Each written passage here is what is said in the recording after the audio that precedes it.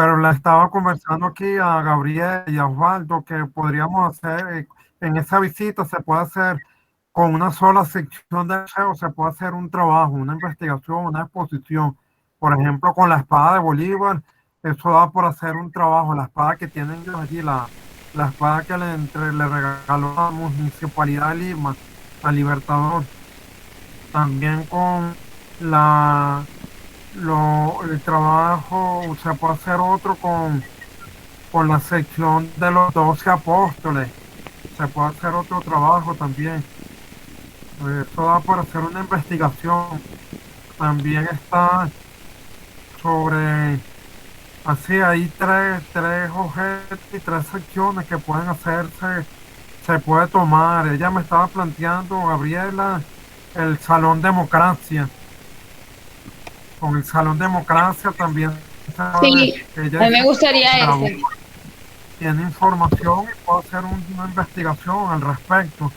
Sí, yo me imagino que hay Entonces, trabajo sobre ese salón, Si me sí, permiten el comentario, información. ese nombre, Salón pero Democracia, ese nombre, Salón Democracia, es una metáfora realmente, ¿no? Porque debería llamarse más bien el Sancta Sanctorum del poder. Es un lugar, un espacio absolutamente hermético y no cabe duda, pues, vinculado nada menos que con el señor Marcos Pérez Jiménez, que no era amigo de estar con muchos coqueteos democráticos de ninguna especie, pero es una obra maestra del poder, ¿eh? Y arquitectónicamente es una joya, no cabe duda de eso. Bueno, entendiendo que ahí fue donde recibió la llamada de su deposición, entiendo que el llamado Salón Democracia más bien pudiera ser un sarcasmo, ¿no? O Sí, algo obvio, es de los vencedores, de los una que... metáfora, por supuesto. Exacto. Sí. bueno, recuerda que en historia hay un dicho que la historia la escriben los vencedores. Eso se está en este siglo, se está rebatiendo, se está reescribiendo la historia, se está haciendo, estudiando, como se dice, la visión del otro, del Sí, vencido, del sí, sí, derrotado. sí, ciertamente. Entonces, pero ellos, el pontificismo le puso ese nombre a ese salón, bueno, paradójicamente, con los hechos ocurridos ese día. Es Entonces, una paradoja más dentro de una historia paradojal.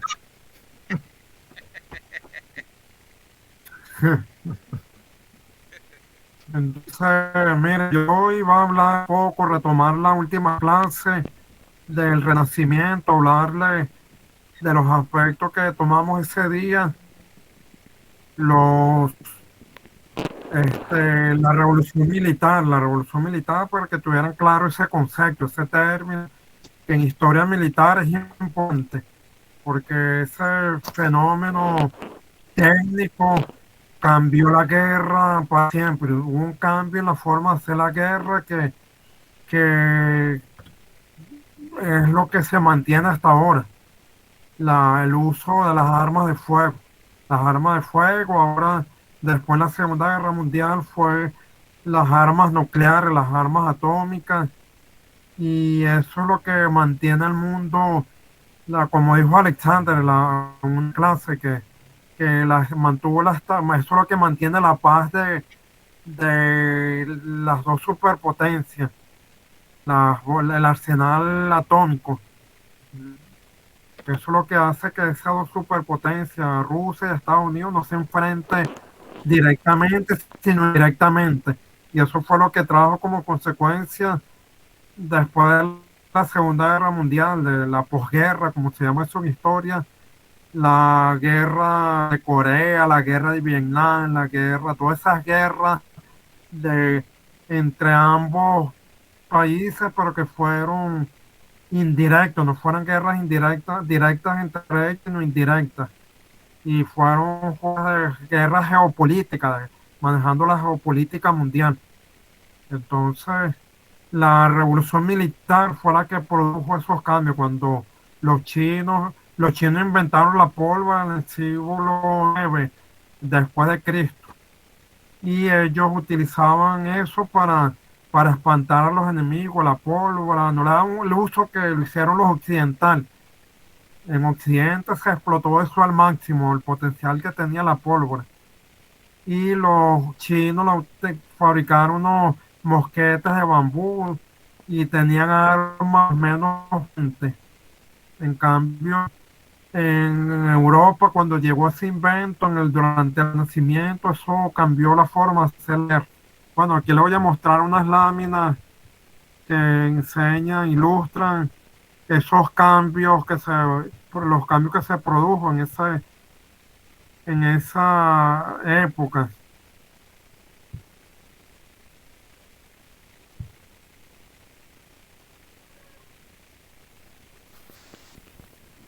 Profesor, Dime, una sugerencia. Usted nos ha presentado unas láminas a través habla más de... duro que no se oye, Osvaldo. Usted nos ha presentado unas láminas en las sesiones que hemos tenido por esta vía, pero no nos ha compartido las presentaciones. Entonces, Ah, ok, sí, sería tengo bueno que nos que... las compartiera.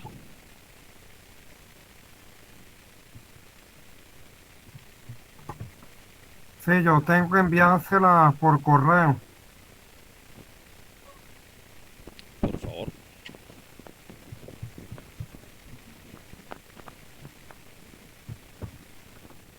Aquí tienen, pueden apreciar esta lámina. Sí, En ya el la de la veo. Revolución Militar fue el Sí, fenómeno la veo. tecnológico, técnico, como se dice en los países latinos. El término tecnológico viene de los países anglosajones y la técnica es que se usa en los países latinos. Ese fenómeno se dio al siglo XV, al siglo XIX. Fueron los cambios que produjo la implementación de la pólvora. Con la aparición de las armas de fuego se reemplazó la caballería pesada por la infantería. Allí fue cuando surgieron el Renacimiento, se retomó la evolución que venía de la antigüedad, de la guerra. En principio, en la prehistoria fue que surgió las hordas. En la antigüedad, los griegos crearon, primero, bueno, los sumeranos, la falange sumeria, luego la falange griega, luego la legión romana, luego en el Renacimiento fue que apareció la caballería medieval, el caballero medieval, que eso fue el único innovación que hubo en esa época, porque el resto de la guerra en la Edad Media fue un retroceso. No hubo avances de ningún tipo, sino únicamente la implementación de la caballería, del caballero medieval, el caballero con armadura. Luego eso pasó a ser obsoleto y cuando se descubrió con la revolución militar, se retomó esa evolución de la guerra, del arte de la guerra, y apareció la, la pólvora, los mosquetes, los arcabuces, la infantería cobró fuerza nuevamente, se desplazó caballería y se implementó nuevamente la infantería, la infantería pero armada, con mosquetes, con picas, con arcabuces. Así era como se peleaba en esa época. Y aquí tenemos los cambios que empezó a producir esa implementación de la pólvora. El crecimiento de los ejércitos, bajaron los costos porque la caballería medieval era muy costoso tener esa armadura o comprar la armadura. En la guerra, la arma tenía una clase social. La aristocracia era la que tenía la caballería, la caballería pesada. Los la clase media era la que tenía otra arma, sí, estaba subdividido por la clase social. Ahí se distinguía cada grupo social por su armamento. Eso era como aquí en Venezuela, durante la colonia, las milicias de blanco eran los mantuanos, la milicia de negro peleaban con machetes, la milicia de indios con arco y flecha, y los pardos tenían algunos fusiles, podían comprarse un fusil y peleaban, tenían un fusil. En cambio, así eso en la guerra se ve esa distinción del grupo social. y surgió la cartografía. En esta época empezó a surgir como ciencia en la guerra y, bueno, lógicamente las armas de fuego.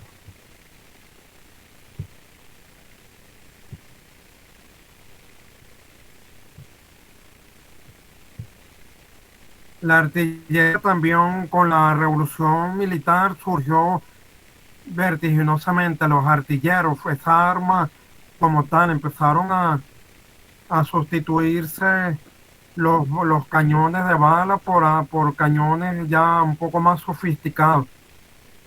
Y empezaron a existir una variedad de calibres también de distintos tamaños según la potencia.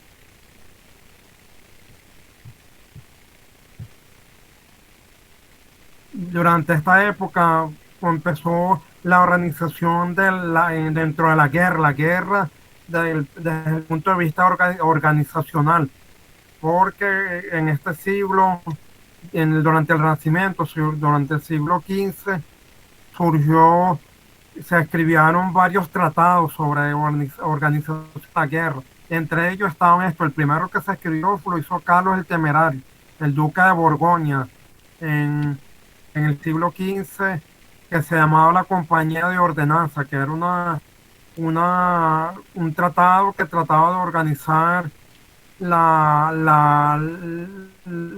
los combatientes. Se empezó a implementar según este tratado una lanza que comprendía el caballero, el escudero, el armadero, 3 arqueros a caballo y 3 ballesteros. Y posteriormente los españoles, hubo un duque español que implementó el mosquete, el emperador del mosquete. Bueno, aquí vamos a ver una ballesta. Y la fortaleza en este momento surgieron también, empezaron a surgir unos diseños que hicieron los italianos. En Italia se inventó un diseño de castillo que era inclinado, las fosas en la entrada, como vemos acá, se le colocaban dientes para evitar que se pusieran a escalar los castillos, y era un diseño estructural para fortalecer las edificaciones, la fortificación. Entonces eso trajo cambios, que la guerra hubo un cambio vertiginoso en la guerra, un cambio que no se había visto hasta esa fecha.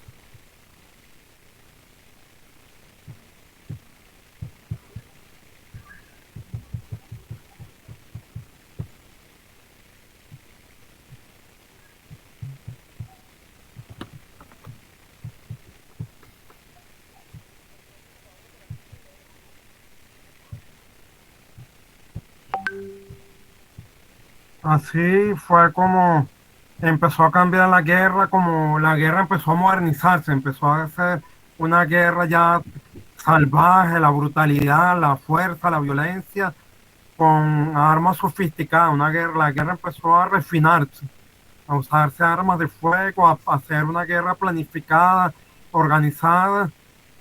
Y en esta época fue cuando la aristocracia empezó a perder fuerza en poder político, porque la burguesía empezó a escalar posiciones y la burguesía empezó a decir, bueno, los comerciantes burgueses empezaron a financiar los ejércitos. Ellos decían, bueno, yo hago al logístico, le decían, yo pago la comida, yo compro las armas, pero ustedes me tienen que hacer caso a mí. Y así fue como empezó a desplazarse la aristocracia por medio de la guerra. La burguesía empezó a entrar a pagar los ejércitos, a comprar armas, a financiar todo, a crear sus ejércitos. Y los señores feudales empezaron a perder poder. Ya los feudos dejaron de existir y eran ducados, eran reinos, eran como en Italia, como se ve en la guerra después en Italia, que fue un lugar donde en este periodo se explotó mucho potencial.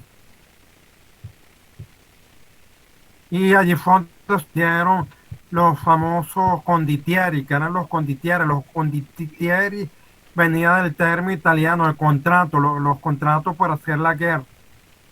Esos contratos se hacían con los condottieri, que ellos eran los que tenían empresas para ir a la guerra. Y esos señores transmitían esas empresas de padres a hijos y hasta nietos. Eran una forma de hacer la guerra. Ellos hacían, montaban sus empresas y vivían para eso, para hacer la guerra. Entonces vemos aquí los cambios de la aparición de la pólvora, la introducción de cañones, la movilidad de los cañones y la liviandad también de los cañones. El abandono de la caballería medieval, de que era una guerra individual, y se va a hacer con una guerra de combate, con formaciones, con el empleo de sables, pistolas y mosquetes. Y se desechó la armadura y las lanzas. En este periodo también se volvió a sustituir la infantería en el combate, como dije en el principio. Y el comandante era el que dirigía la fuerza, había un comando que así fue cuando empezaron a surgir los coroneles acá. Llegado el coronel.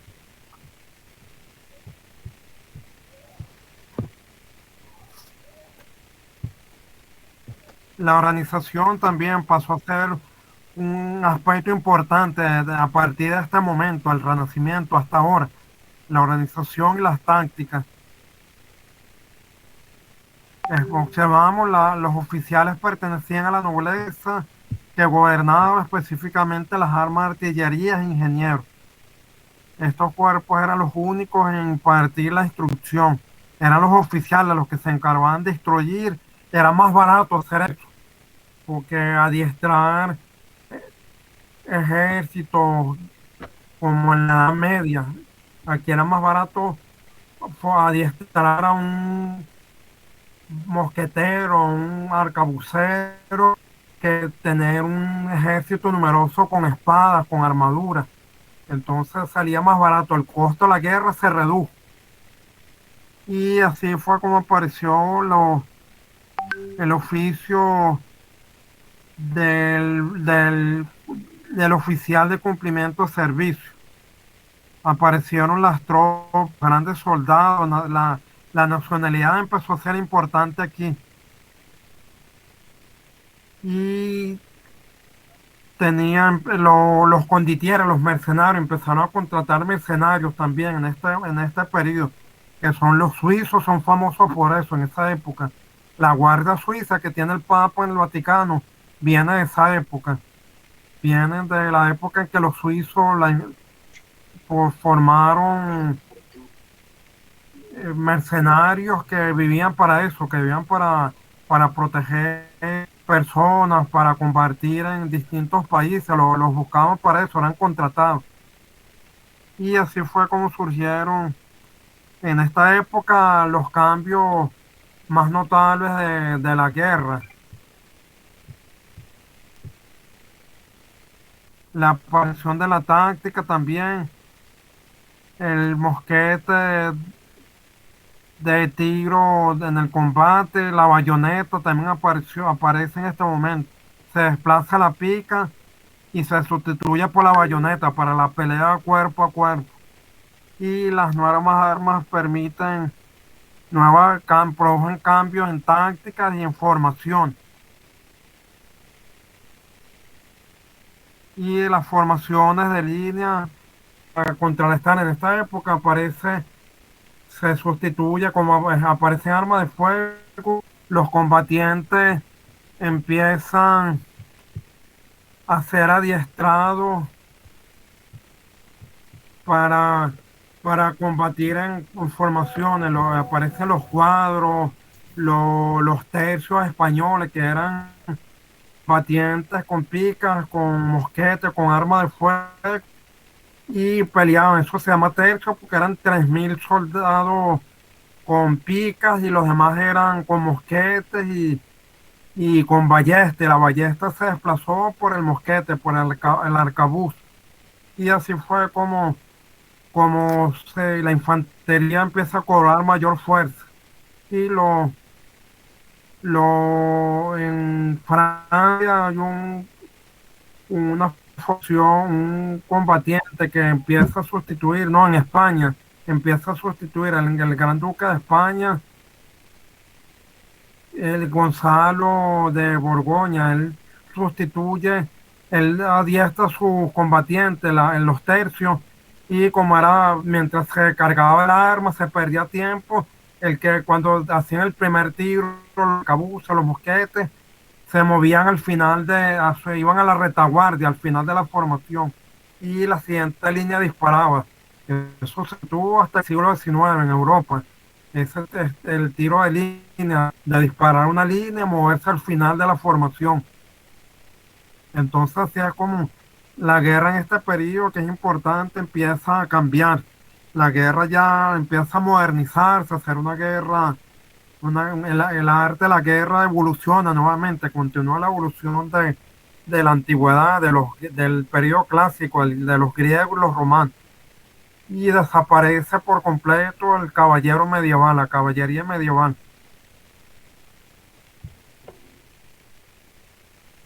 Oye, no se ha incorporado más nadie a la clase.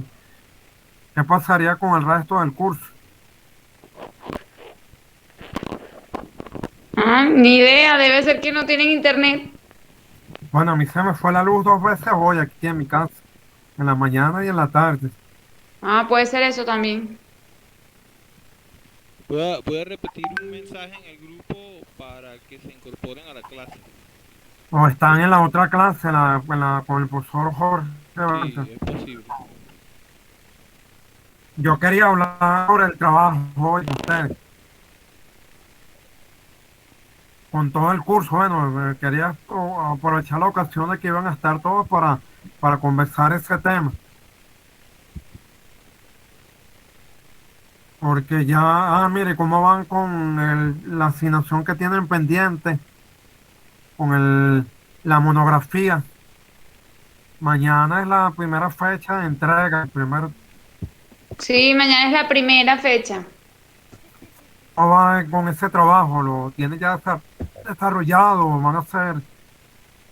Está viendo en pop-up, todavía falta.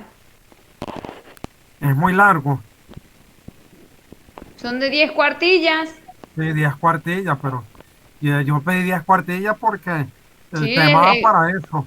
Pueden desarrollar claro. cinco cuartillas de un periodo, del periodo helénico, y 5 cuartillas del periodo romano.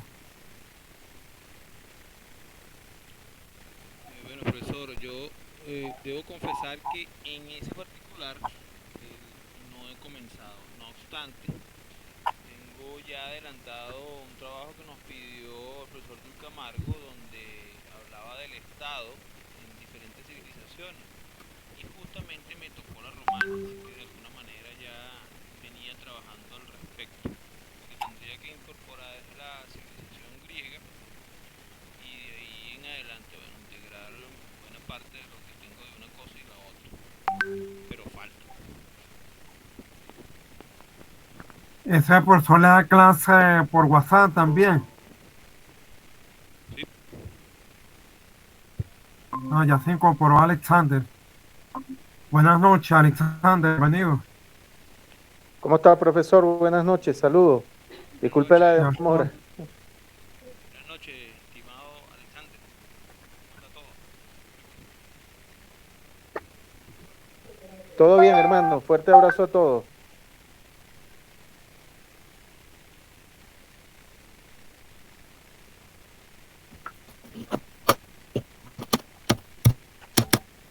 Mira, ya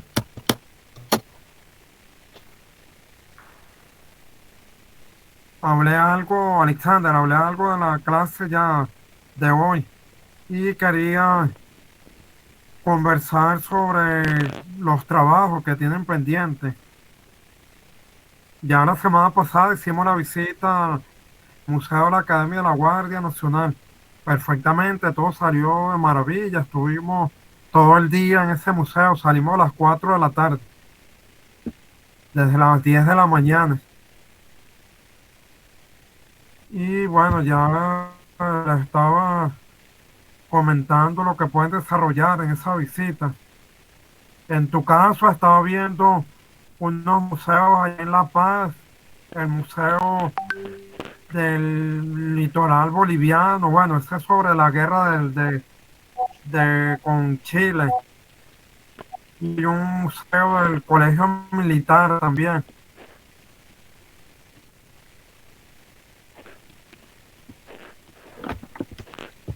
Profesor, le quería comentar que el mismo día que ustedes fueron al Museo de la Academia Militar de la Guardia Nacional, yo tuve la coincidencia de asistir a la Academia de Historia Militar de Bolivia. Ahí me reuní con el director y con los oficiales de número, y luego visité el Museo de la Guerra del Chaco, donde Ah, tomé sí. algunos videos y algunas fotografías de armamentos, de uniformes. Entonces, bueno, quería preguntarle si de repente yo podría hacer el trabajo sobre esa visita, si usted lo considera pertinente. Eh, y, o si no, bueno, incorporarme a mi grupo allá con la visita al Museo de Venezuela y fotos y eso, pues trabajar. No, trabaja con eso. Puede ser eso, porque con tus compañeros para trabajar aquí va a ser muy complicado. Ellos ya tomaron fotos, videos y tienen material suficiente para hacer un trabajo. Y Gabriela me estaba pidiendo que si podía hacer individual el trabajo. Yo en un principio lo tenía planificado que trabajaran grupalmente, ya, porque ese trabajo es bastante denso, muy, muy extenso para hacerlo una sola persona. En tu caso, como tú estás Correcto. allá en Bolivia, puedes trabajar eso, puedes desarrollar el trabajo. Eh, ¿Cuáles serían los parámetros de, digamos, las categorías de desarrollo del trabajo? ¿Una descripción de lo que vimos o algún otro criterio, profesor?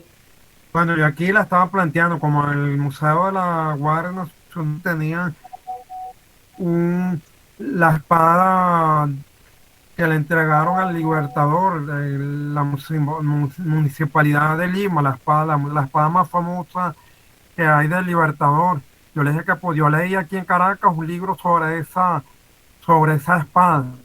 Entonces hay objetos, se puede hacer sobre un objeto o sobre una sala del museo particularmente.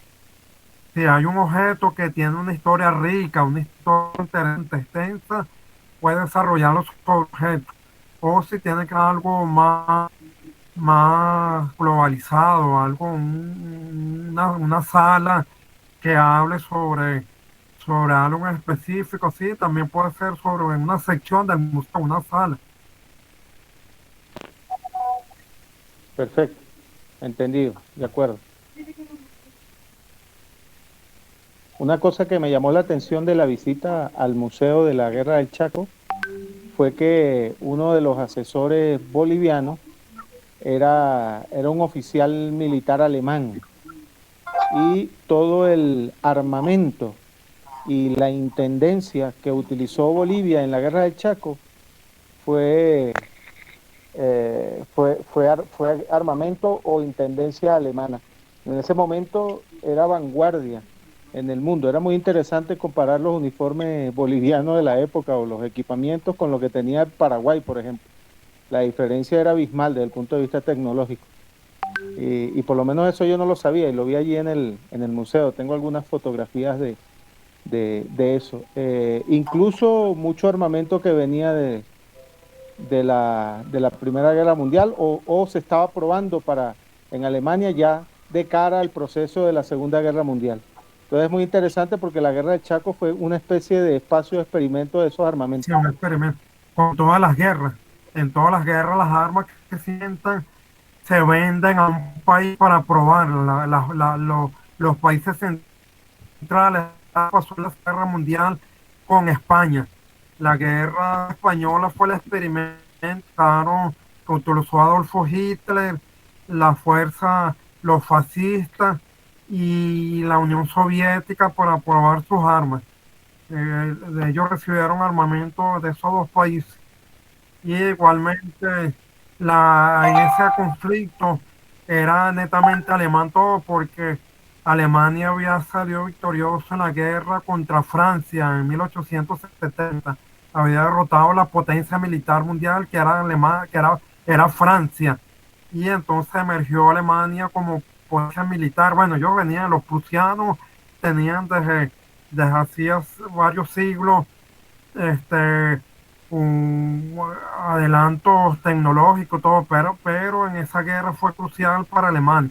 Y por eso fue que los alemanes hicieron se aventuraron en esa Primera Guerra Mundial que ellos tenían. Esa guerra la tenían ellos planificada así del siglo XIX, hacer una guerra y apoderarse, bueno, eso era un plan prusiano, así.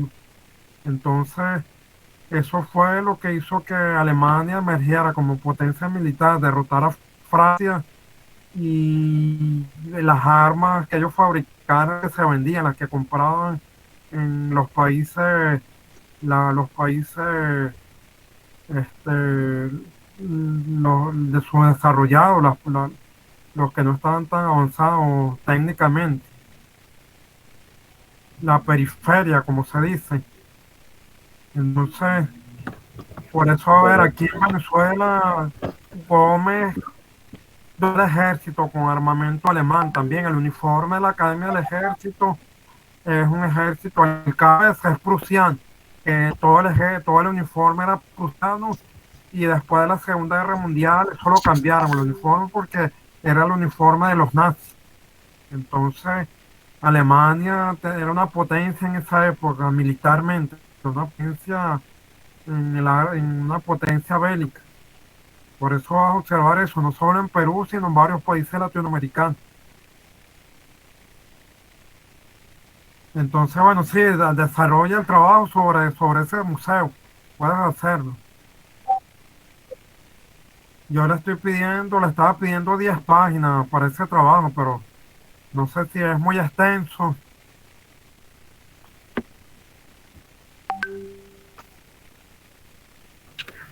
Hay algo que me gustaría que se precisara. Ya teníamos una acción previa sobre Grecia y Roma y España. Ahora, la experiencia de museo, una composición también de 10 páginas. Perdón, que no oí.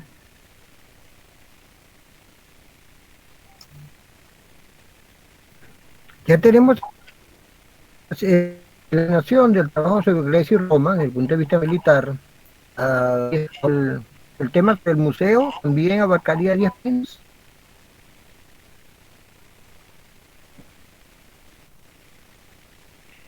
Ya no se oye bien.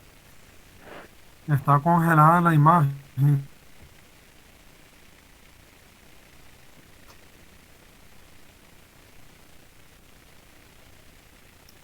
Ustedes pueden, en ese trabajo, fotografía, pueden citar personajes,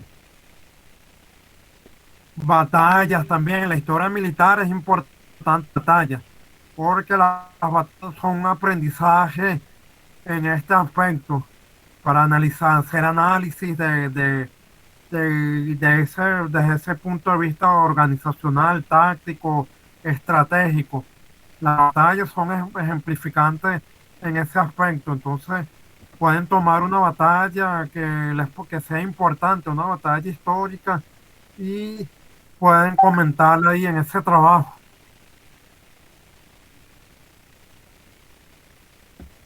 Pero batalla ¿en qué sentido? En el sentido greco-romano. El desarrollo de una batalla, por ejemplo, vamos a hacer un ejemplo. Aquí en Venezuela, la historia de Venezuela, para que sea más fácil de entender, hay muchas batallas. Los europeos, aquí en Venezuela, los historiadores venezolanos, todas las batallas de la independencia son consideradas batallas. Pero en Europa, los europeos no piensan eso. En Europa dicen que de la guerra de independencia de Venezuela, la única batalla, ni siquiera ni fue el Carabobo, sino la batalla de Ayacucho, que es la única la que ellos consideran una batalla. Aquí en Venezuela los historiadores militares consideran la batalla de Carabobo como la más importante porque fue el primero donde se aplicó estrategia, hubo esos tres elementos de la guerra: estrategia, táctica y el aspecto organizacional también, que son fundamentales en la guerra. Y fue la primera vez que el ejército venezolano, el soldado usó un uniforme, se uniformó. A partir de Carabobo fue que el ejército patriota, los soldados estaban uniformados. Entonces, por eso uno toma una batalla y en el análisis sirve para el estudio, la comprensión de la guerra. En la Segunda Guerra Mundial hicieron mucho eso. Los generales tomaron ejemplos de batallas antiguas y la aplicaron en el combate en la Segunda Guerra Mundial. Los aliados, sobre todo. Entonces, esa es la importancia que tiene una batalla en la historia militar. Ayuda a comprender mejor, sirve como un instrumento de comprensión de la guerra, porque permite el análisis del desarrollo de ese enfrentamiento.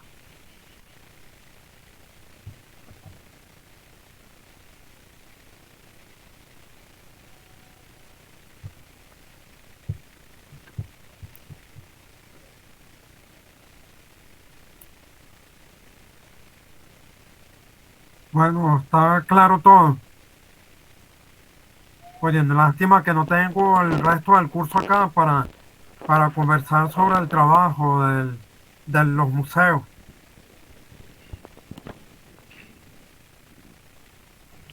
Profesor, de todas maneras, yo creo que es bueno que haga una descripción de qué es lo que pide, porque como la otra vez, pero a diferencia de la otra vez, yo estoy grabando la sesión y en cuanto termine la vuelvo a subir por mi canal de YouTube, la voy a compartir, porque yo sé que hay compañeros que no se han podido conectar ni siquiera la primera vez. Entonces, Sí, por ejemplo, María Corina es una, María Corina, el profesor Marco Quintero, Quintero, ¿quién es Adriano, la otra? Liz Oropesa tampoco, ella nada más una sola vez se conectó y me explicó las complicaciones que tiene. Bueno, yo entiendo eso también. Yo estoy permitiendo que los que no se puedan conectar por lo menos me hagan los trabajos, me realicen las investigaciones para que tengan su calificación. sí, por eso, profesor. Entonces, de todas maneras, independientemente de que los compañeros no estén, yo le sugiero que describa qué es lo que va a solicitar específicamente de los trabajos, porque igual como yo lo estoy grabando y lo voy a subir de tanto el video que queda grabado como el que va a quedar al final colgado en YouTube, yo saco el resumen de lo que usted diga y lo comparto por el grupo y bueno, los compañeros también podrán ver, dependiendo de sus capacidades, el video que quede grabado en YouTube. Yo la sesión pasada, yo no recuerdo si le comenté o creo que sí, yo la grabé por la mitad. O sea, me acordé, y como acuérdense que tuve problemas para entrar, me acordé, cuyo vamos a grabarla. La grabé, la subí por YouTube y se la compartí a los compañeros por el grupo. Al final no sé si la han visto los que no estuvieron, pues, pero allí está colgada, y queda allí como un testimonio, pues, de la clase que nosotros vimos, pues, como haya salido en aquel momento. Entonces, para complementar, sí, bueno, sí le solicito que todas esas presentaciones que hemos visto desde el principio nos las envíe por correo para tener el resto de la información, no solamente por la Bueno, sí, videoconferencia. yo voy a enviarle esas presentaciones para que ustedes las tengan. Entonces, bueno, nada, te lo digo, adelante con lo que usted solicita de los trabajos, que al final va a quedar grabado, pues eso es lo que le estoy diciendo.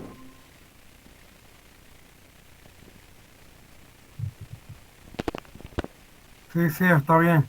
Los trabajos, entonces, mira, yo quiero que ustedes trabajen en equipo porque a mí me gusta mucho el trabajo grupal, el trabajo en equipo.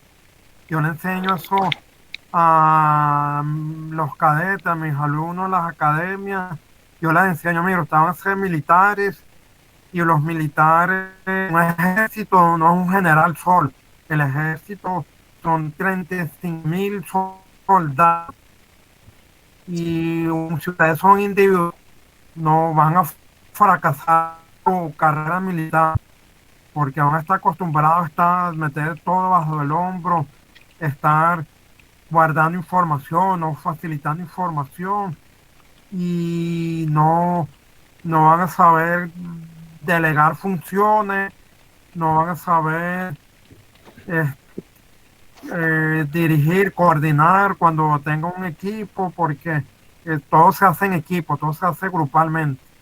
Entonces hay gente que llega a la universidad, se gradúa profesional y en la universidad toda su carrera la hizo trabajo individualmente. A mí me enseñaron en la escuela a trabajar individualmente y yo desde bachillerato ya aprendí a trabajar en equipo. Entonces eso fue un reto pues, para mí, oye, trabajar solo. Bueno, yo resolví, me gradué trabajando individualmente, pero cuando me empecé a trabajar yo trabajé la docencia,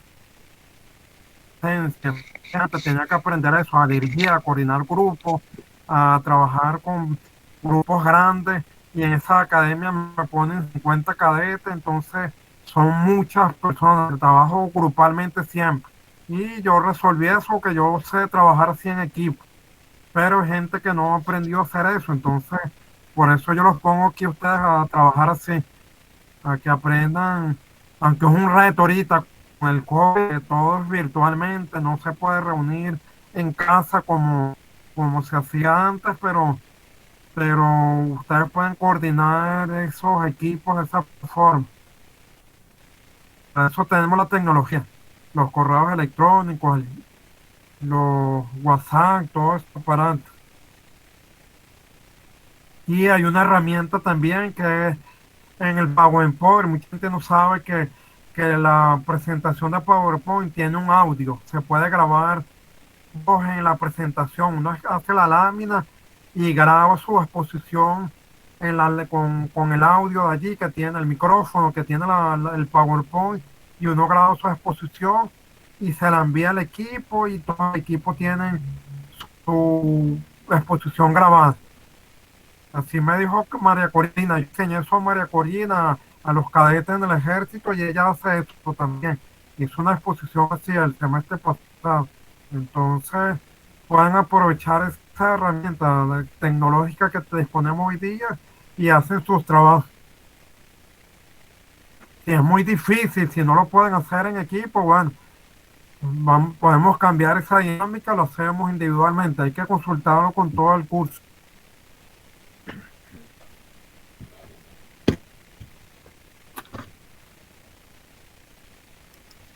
Me permito hacer un comentario al respecto. La naturaleza del equipo no es lo que define su calidad, sino que es la tarea, el tipo de tema y los recursos disponibles.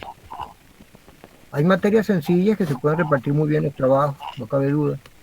Hay tipos de información que se pueden fácilmente conseguir y se reparten, pero hay otros tipos de conocimientos que a veces son más difíciles de compartir y rastrear. Por ejemplo, las materias mientras más abstractas son, mientras más cultivo tal exigen, da el problema de que no siempre uno encuentra a los compañeros que son idóneos, ¿no? Y desgraciadamente también hay gente que tiene rendimientos personales problemáticos, tienen dificultades con el aspecto tecnológico, no tienen conectividad suficiente, escasez de recursos. Entonces, a veces es difícil, ¿no? Acoplarse, ponerse en sintonía desde el punto de vista del rendimiento y que el resultado sea equitativo. La cosa siempre recé un poco cierta prudencia para entusiasmarse. Sí, es así, profesor. Yo en la Universidad Central tuve muy malas experiencias al respecto, porque, bueno, eran materias muy interesantes. No se ha enseñado. Se asignaba un equipo, 6 personas, de las 6 personas trabajaban 2, y los otros 4, bueno, a fumar cigarrillo y a tomar café ¿no? En el restaurante, en las cafés. Y se había una muchacha bonita de por medio que repartía lindas sonrisas, entonces bueno, arrastraba ahí, todos le hacían el trabajo a ella. Ese tipo de cosas, por favor, y ya tratándose de cuestiones ya de investigación de una maestría en materia militar, que evidentemente hay que concentrarse muy bien y manejar alta calidad la información y los conocimientos. Sí, Pero es que es un concuerdo problema con porque usted, nos han profesor educado a Duilio. ser individualistas. A nosotros nos han enseñado a trabajar individualmente, a ser individualistas. Esa es la mentalidad. Entonces, cuando se trabaja en equipo, yo cuando estuve en la universidad, un solo profesor fue el que me mandó a hacer un trabajo grupal, una exposición, y fue justamente en filosofía de la historia. El profesor José, ¿cómo era que se llamaba? Gómez, el astrólogo, el que dijo que Calderio iba a morir en su mandato, luego dijo era el fin de una era. Ese profesor mandaba a trabajar en equipo siempre, en todas sus exposiciones, eran sus evaluaciones, ponía una exposición grupal. Y allí yo tuve esa oportunidad, a mí me correspondió la tarea de coordinar el equipo, que yo siempre hacía eso. Yo cuando trabajo en equipo soy el coordinador, me asumo yo ese rol porque a más nadie le gusta hacerlo. El resto de los integrantes no saben trabajar en equipo, entonces a mí me tocaba hacer ese trabajo. Yo lo hice, coordiné todo y hicimos bien. Aprobamos con una buena calificación la exposición. Y eso porque yo estaba en pendiente de ellos. Eran dos muchachas, las otras integrantes, y yo las llamaba, les decía, mira, tienes que hacer esto, coordiné todo perfectamente y todo está bien. Entonces un problema de eso, que la gente no es muy individualista, aquí somos muy individualistas los venezolanos. Sí. Entonces no sabemos cuando hay que pegar funciones, la gente no les gusta asumir esos roles, no les gusta participar de esa manera. José Bernardo Gómez, profesor, se José llamaba Bernardo el profesor. Gómez, correcto. Sí, sí, astrólogo también. Y astrólogo. Era muy famoso por astrólogo, era más conocido como astrólogo que como historiador y como Correcto, filósofo. Y después terminó, le dieron la dirección de la escuela de pintura Armando Reverón antes que se fusionara con UNEARTE. Estuvo como director de esa escuela. Él daba clase ahí en esa escuela de pintura, la escuela Cristóbal Rojas, Armando Reverón, perdón, Armando Reverón. correcto, Pero yo correcto. tuve en bachillerato, tuve muy buena experiencia con los dos grupos, porque yo siempre era el que los dirigía, yo asumí ese rol, yo era el coordinador y todo salía bien porque yo estaba pendiente de todo el trabajo que se hacía. Eso es lo que hay que hacer. Y yo formé estos equipos en este curso de manera de que hubiese afinidad entre ustedes para evitar esos problemas. También es otro choque que hay entre los equipos, limar esa aspereza, que no entiende el curso, el grupo, que no hay empatía, no hay afinidad, entonces no se entienden y no trabajan bien.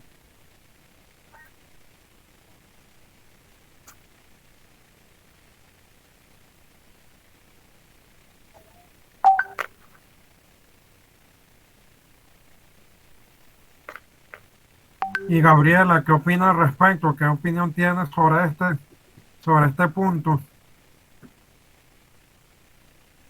¿Sobre cuál punto? Sobre trabajar en equipo. A mí siempre me ha gustado trabajar en equipo. Nosotros solemos trabajar en equipo, pero también me gusta trabajar individual. No creo tampoco que el venezolano sea individualista o colectivista. Creo que en la humanidad alcanza para todo eso. Todo va a depender de las situaciones, de las variables. Hay muchas variables que influyen cuando alguien decide hacer un trabajo en grupo o cuando decide hacer un trabajo en equipo. Igual eso depende del profesor, del objetivo que quiera cumplir en su cátedra. Tiene muchas variables.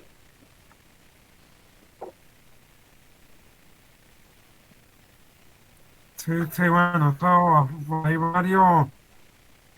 varios elementos allí que hay que considerar, pero siempre yo Sí, por lo menos claro. en mi Es caso, de mi como, experiencia, es como el tema que los militares estamos acostumbrados a dar órdenes y tenemos que aprender, como a nosotros siempre nos enseñan. El que no sabe dar órdenes, le dan órdenes. Y todos a nuestro nivel damos órdenes, todos estamos aptos y capacitados, prestos y dispuestos a dar órdenes.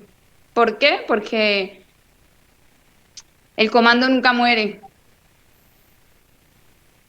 sí, Y sí, bueno, yo así también conozco, pasa en la vida civil, porque en la casa cuando falta, qué sé yo, la mamá, siempre queda alguien luego. Y así sucesivamente. Nunca, o como en la calle, si ocurre alguna situación en el metro o en la autopista, siempre va a haber alguien que lidere, siempre van a ser, hay liderazgos naturales y esa persona va a liderizar el grupo. Y cuando aquí se forman grupos también, naturalmente sale un líder y el líder organiza el grupo. Pueden haber otros líderes, pero siempre va a haber uno que se va a imponer dependiendo de las situaciones, etcétera, etcétera. Pero yo no tengo sentimentalismos con eso, con los grupos o individual. No, no. sí, pero a mí me gustaría que Siempre es bueno trabajaran en privilegiar. equipo porque, Ah, bueno, porque está bien. yo he observado mucho potencial aquí en usted, en este curso. La corte anterior no era, no era tan, no sé, me parece que como que no se comportó a la altura del posgrado que estaban haciendo. En cambio con ustedes ha sido distinto. Yo me he sentido muy a gusto con ustedes. Entonces veo mucho potencial y quiero que se nutra se aproveche esas virtudes que ustedes tienen con los equipos, fusionando un equipo, de manera de que puedan aportar sus ideas grupalmente. Eso es lo que el resultado que se da un trabajo en equipo, que hay un intercambio de ideas, hay eso nutre mucho una investigación que el aporte que hace cada integrante. Cuando se hace individualmente, una sola cabeza que está pensando y hace un trabajo bajo un solo criterio, nada más, bajo un punto de vista y lo entregan. En cambio, en equipo son varios que están opinando respecto aportan y hacen un trabajo con un acabado mejor, un resultado este, con mayores resultados.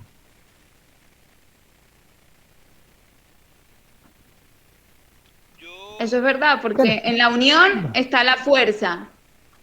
Claro, eso es lo que pero a mí me gusta. hay que tener en cuenta empezar por y es cuál es la expectativa. Es decir, si la expectativa es alcanzar resultados de excelencia, es deseable que haya cierta uniformidad en el esfuerzo, que haya un aporte equilibrado.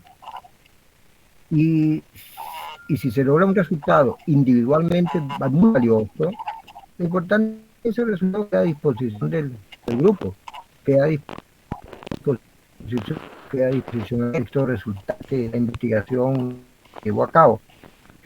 Por hacer un trabajo dificultoso, partiendo esfuerzos que no rinden a la larga, no sé, si alguien se siente cómodo y da un alto rendimiento trabajando en forma individual, yo creo que hay que tener una cierta tolerancia y una cierta buena voluntad, más bien para estimularle. Hay personas que tienen una naturaleza maravillosamente dada a trabajar con los demás, o hay otros que, no sé, son un poco más introvertidos. Y yo creo que en eso el profesor tiene que siempre evaluar bien la psicología de los participantes. yo en particular creo me es indiferente trabajar individual o en colectivo.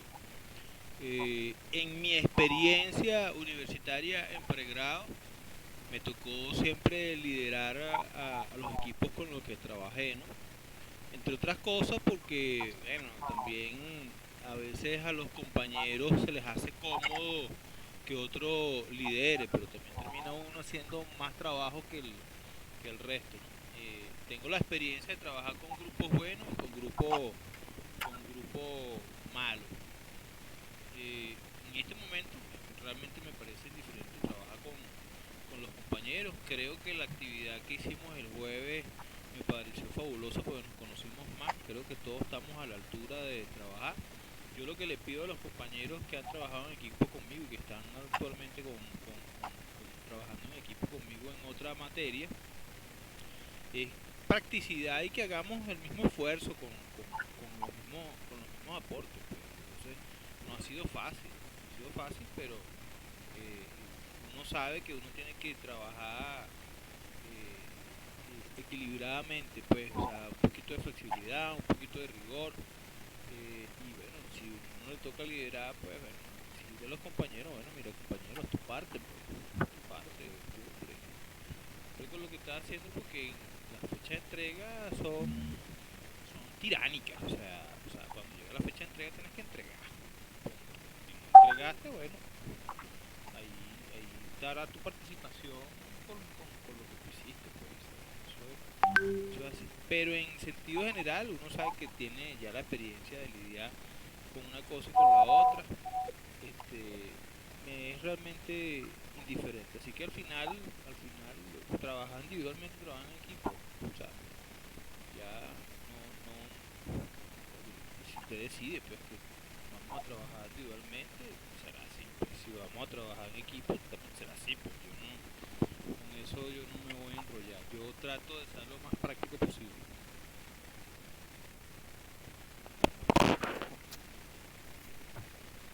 Mire, yo ya la semana que viene iré al IAESEN a tramitar la visita al otro museo de la Academia del Ejército. Entonces, ya a ver cuándo sería, me asignarían el día de la visita. Bueno, tengo que conversar con el director del IAESEN para que haga los trámites en la Academia del Ejército. Y bueno, yo les estaría conversando después el resultado de eso. Y también quería saber cómo, Alexander, estábamos hablando sobre también la última asignación, la última evaluación, la monografía. ¿Cómo vas tú con ese trabajo?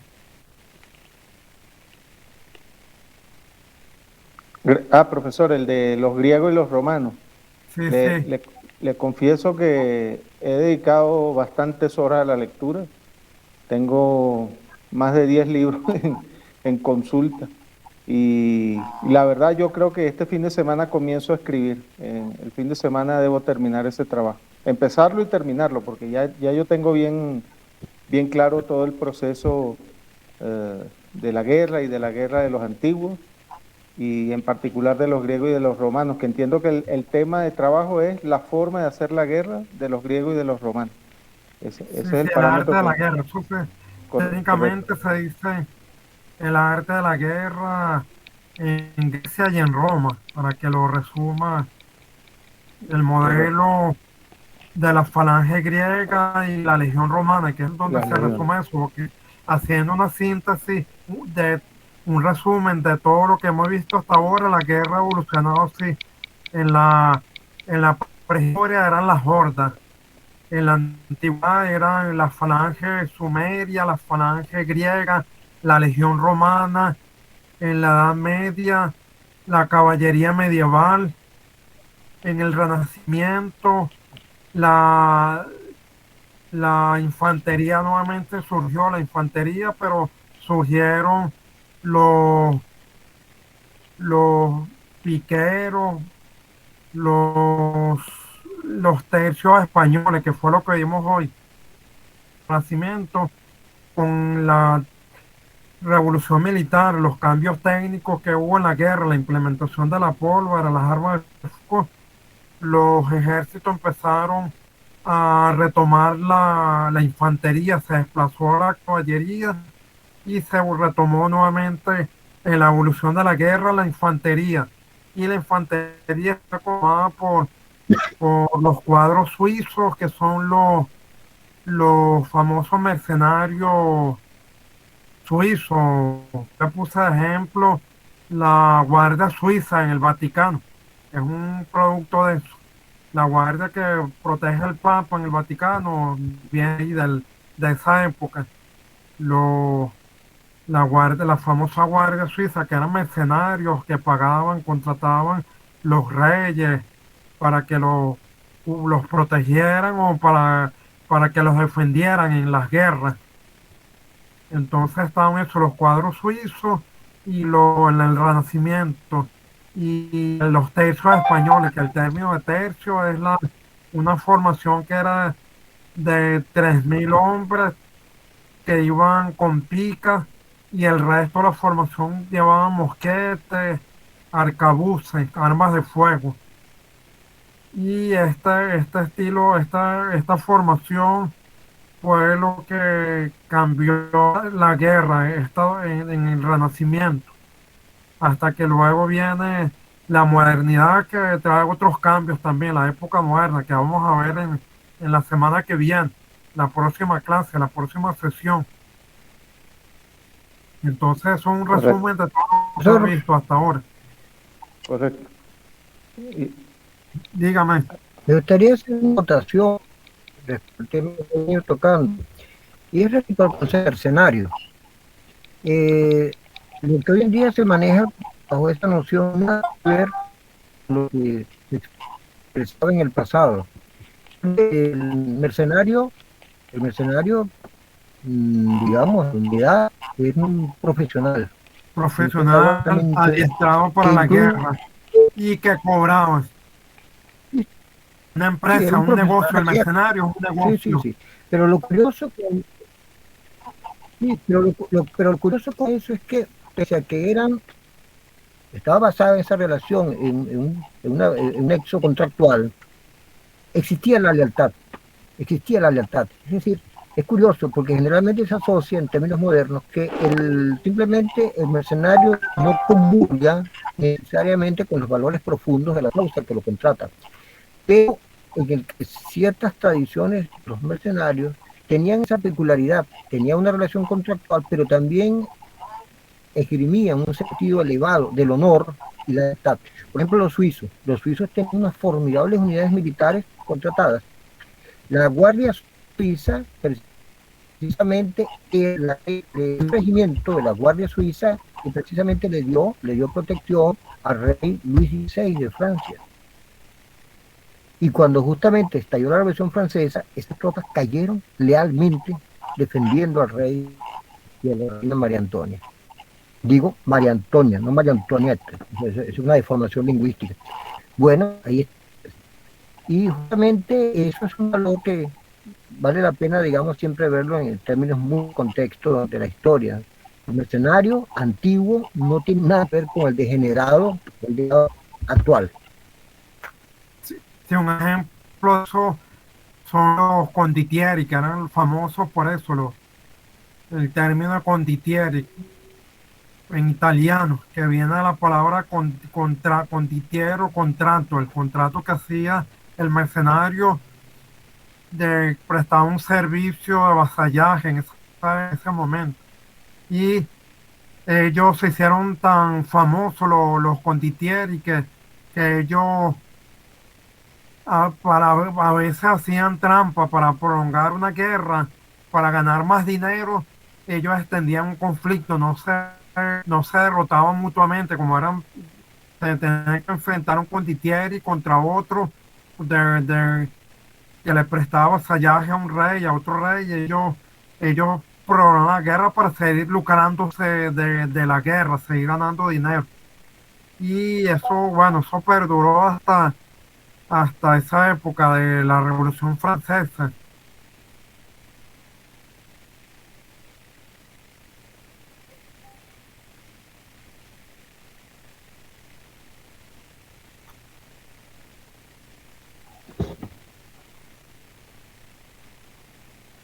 Por lo menos eso lo vemos aquí al lado en Colombia. En Colombia, cuando durante los años 60 fue cuando se introdujo esos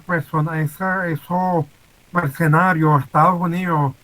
Empezó a decir, bueno, que para que sacar ese conflicto con los guerrilleros había que contratar mercenarios para que acabaran, aplastaran a los guerrilleros.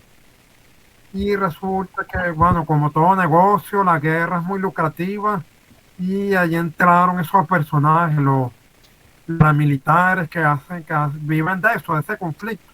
Eso no se acaba nunca porque es un negocio que los enriquece a ellos, a los paramilitares. Entonces, tienen,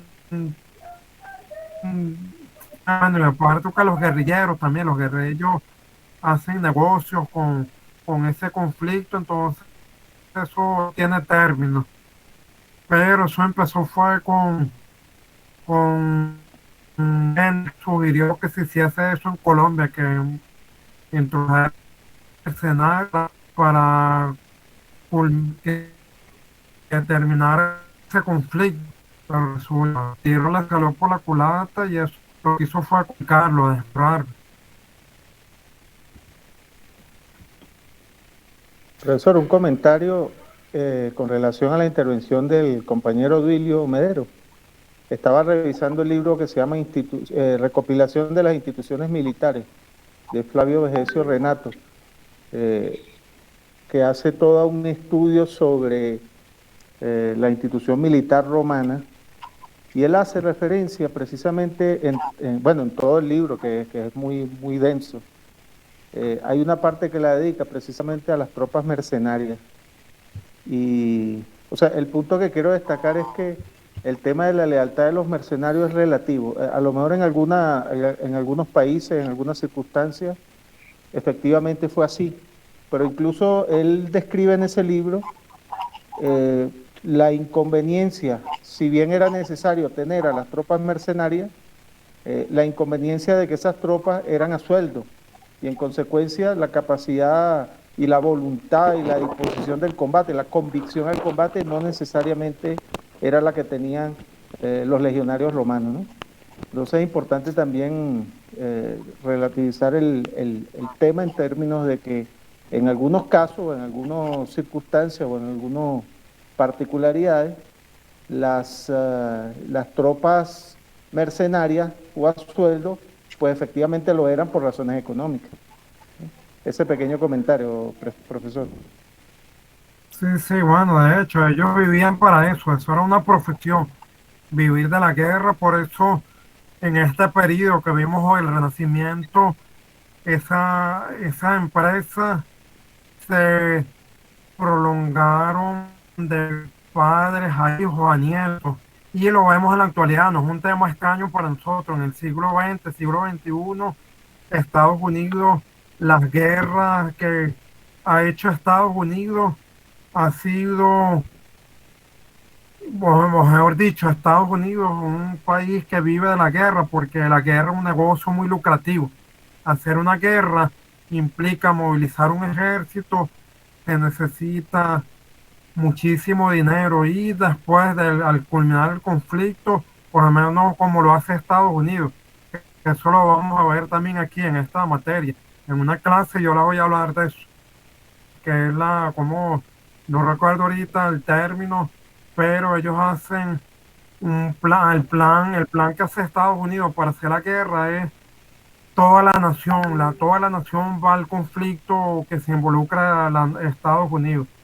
Y luego, posteriormente, ellos hacen negocios en esos países, por eso ellos viven invadiendo países, porque llega a un país y las empresas que acompañan los empresarios, acompañan al gobierno norteamericano, hacen negocios con esos países. Posteriormente, cuando destruyen el país, bueno, hay que reconstruirlo. Plan Marshall, un ejemplo. El programa se reconstruyó toda Europa y Estados Unidos salió como se apropió de todos estos países, ordenados a los europeos, Plan Marshall, que le prestaron el dinero a toda Europa. Luego, cuando invaden un país, también tienen que reconstruir de la ruina que quedó el país, tienen que colocarle electricidad,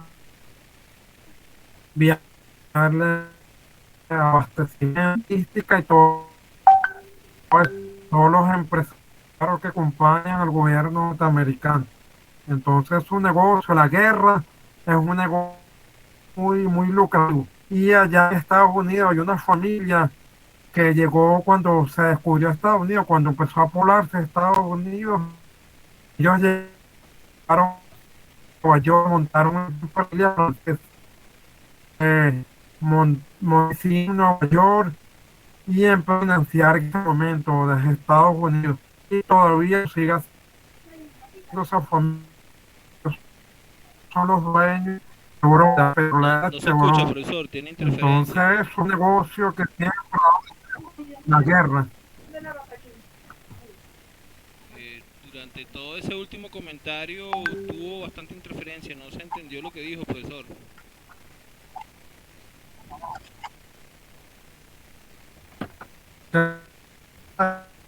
Estados Unidos hace guerra, defender los derechos humanos, defender la paz, a los gobiernos, sino porque se enriquece eso con que es invadir un país, luego que lo invaden, destruyen todo el país, puede que es destruido, de que es controlado por ellos, hay que reconstruir el país y toda esa reconstrucción la hacen los empresarios que acompañan al gobierno norteamericano. De hecho, bueno, los presidentes norteamericanos, la mayoría son empresarios, tienen sus empresas. Entonces ellos van con sus amigos, que son los que ellos nombran en los cargos que acompañan al presidente, y esas empresas de ellos, de los amigos del presidente son los que reconstruyen el país. Y así es como ellos se lucran, hacen dinero con eso. Es un negocio, bueno, por eso es que el militar siempre es enorme. En el presupuesto norteamericano, el gasto militar es abismal. Un gasto porque requiere un aparataje militar sofisticado, muy poderoso, pero esto es retribuido con los negocios que hacen probablemente. Ahora sí se escuchó. Se escuchó una parte, pero tiene interferencia todavía, pero sí se escuchó. Profesor, yo quisiera intervenir también. Entrecortado se oye. No, ya se estabilizó, pero tuvo algún problema. Profesor, yo quisiera hacer un Sí, comentario entonces, con relación a lo que comentaba el profesor Duilio y el compañero Alexander sobre el interés económico que tienen efectivamente los soldados profesionales, ¿no? Y recordaba justamente unos artículos que estuve leyendo en estos días acerca de la Legión Británica que se vinieron de Europa, de Inglaterra, de Irlanda justamente, para Venezuela a apoyar la causa del Libertador. Y se vinieron, y una de los artículos que leí fue uno que se llama Héroes y Villanos al servicio del Libertador de la Legión Británica, algo así. Bueno, el caso es que el artículo mencionaba justamente la forma de reclutamiento que se hizo por parte de dos personajes que estuvieron en Inglaterra. Uno que era un escritor que tenía una posición de la guerra donde no debía derramarse una gota de sangre. No obstante, él mandó a su hijo con el Libertador, eran amigos, se escribían. Y otro personaje, no recuerdo el nombre, que con un gran galanaje sirvió, con un uniforme emblemático y una espada lustrosa, sirvió para hacer reclutamiento en favor de la causa americana de los irlandeses, ¿no? De alguna manera inclusive le fue sacando recursos a ellos, prometiéndole incluso que todos esos recursos que le iban a hacer repuestos o iban a tener un excelente pago, iban iban a tener un excelente Todo el pago día con en, esa mentalidad. iban a tener un excelente pago cuando llegaran acá a Venezuela. Y resulta que cuando llegan a Margarita, si no me equivoco, algunos de esos soldados se dieron cuenta de que no los estaban esperando, por un lado, algunos se montaron en los mismos buques donde llegaron y se devolvieron, y la mayoría que creo que eran como 1000 soldados o 500, que no se pudieron utilizar todos, la mayoría de esos soldados sufrieron grandes calamidades ya a su llegada por las enfermedades tropicales y la formación tropical. Y además Mira, el ¿qué te comandante tocaba que de tenían, nosotros? era un comandante que jamás habló inglés. Esos soldados fueron empleados después en una batalla que se hizo en Río Hacha, y muchos de esos soldados, justamente por el perfil del reclutador, donde inclusive el reclutador, aprovechando que algunos solamente estaban buscando el dinero y la fortuna, trajeron a alguna gente pillas, ¿no? Resulta que cuando vienen a liberar el pueblo de Río Hacha, la mayoría de ellos inclusive terminaron incendiando el pueblo y tuvieron que expulsarlos a Jamaica. Eso en función del interés económico que puede traer un soldado mercenario, un soldado, por ejemplo, que no era ni siquiera de ninguna de las dos naciones, no era ni español ni era americano, y la única razón que los movía para poder estar acá luchando era el dinero. Entre otras cosas, pues se habían acabado las guerras en Europa, y de alguna forma estos personajes que tenían algún entrenamiento militar aprovechaban su profesión. No obstante, posteriormente esa legión británica, la legión irlandesa, tuvo importantes aportes en la guerra posteriormente, pues. Y nada, eso solamente para ilustrar el tema del factor económico con Sí, relación a la guerra. de hecho, sí, de hecho, esa legión británica tuvo importancia que liberó por los días. Él posteriormente, cuando culminó la guerra de independencia, se creó el Estado venezolano, la Gran Colombia, dijo que ellos eran, los irlandeses eran los hijos adoptivos de Venezuela por su participación en la guerra de independencia. Y pues aquí en Venezuela tenemos, no son muchos, pero tenemos algunos venezolanos que son de origen irlandés, que vinieron a Venezuela con esa... Los monagas, por ejemplo, por profesor, son de origen irlandés. irlandés. Sárraga, ¿me permite hacerte un comentario sobre la legión británica? Adelante. Bien, ellos tenían una procedencia evidentemente heterogénea, y todos eran soldados que evidentemente habían combatido muy bien en la campaña de España contra Bonaparte y luego en la campaña de Bélgica. Eran gente fogueada, pues, eran profesionales de las armas. Y vieron en América, no cabe duda, una ocasión excelente para sus desempeños profesionales, pero también muchos comulgaban ideológicamente con la causa republicana, es ideológico. La excepción fueron algunos irlandeses. Realmente la Legión Británica en líneas generales tuvo un excelente comportamiento y un alto rendimiento desde el punto de vista militar. No se olvide que el Estado Mayor de Angostura, en 1819, se montó sobre una estructura muy relacionada con esa alta oficialidad europea. De allí viene Daniel Florencio O'Leary, no se olvide eso, ¿no? Y en el caso de la Legión irlandesa, algunos grupos, ellos tuvieron un gran comandante que fue de Beret, un gran comandante, pero hubo grupos un poco insubordinados, indisciplinados, que evidentemente eran irascibles y la paga no les llegaba a tiempo, entonces creaban problemas. Sí, muy dados también a beber, que eso tampoco hay que sorprenderse, porque los irlandeses y el whisky están muy bien relacionados. En la Legión Británica también venían escoceses, sobre los cuales no ha habido mucho queja históricamente. También vinieron alemanes y todos evidentemente combatieron muy dentro de los cánones que se esperaban. Que era una contratación, es obvio, porque ¿quién iba a exponer la vida? ¿Quién?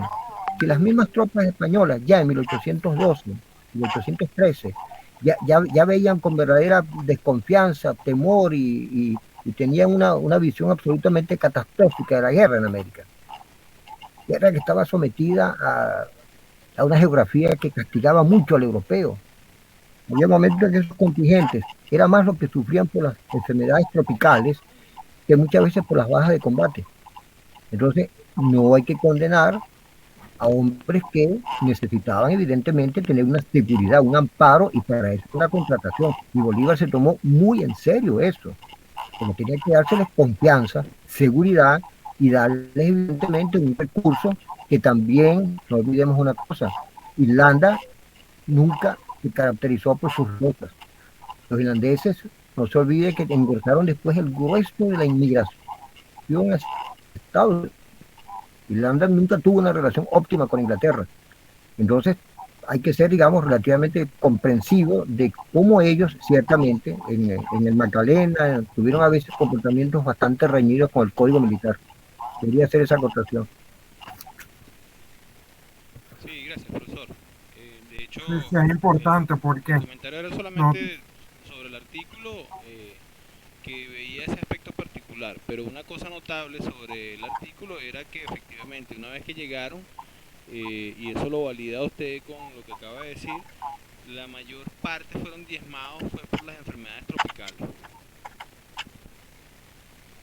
bueno, eso ocurría mucho en las guerras después del siglo XIX, en la República, en el periodo republicano de Venezuela, mucho en las guerras civiles, morían muchos soldados por las pestes, las infecciones, por esas enfermedades, que era muy propenso por la contaminación que había en el agua, en los alimentos, se transmitían muchas enfermedades, bueno, los mosquitos también, las enfermedades tropicales que hay aquí en Venezuela, muchos eran diezmados, muchos ejércitos por enfermedades, entonces eso también es un estudio que se hace en el combate, en los combatientes, eso es parte de la batalla de Carabobo, se ganó por esa razón, por el temperatura, el clima que había en esa región, Carabobo, que era muy caluroso y el ejército realista, los soldados no aguantan ese calor con los uniformes que ellos usaban. Y por eso es que el grado de general aquí en Venezuela es un sol, en homenaje a eso, en la batalla de Carabobo, el sol que hubo en la batalla de Carabobo. Yo siempre le enseño eso a los cadetes en mis clases.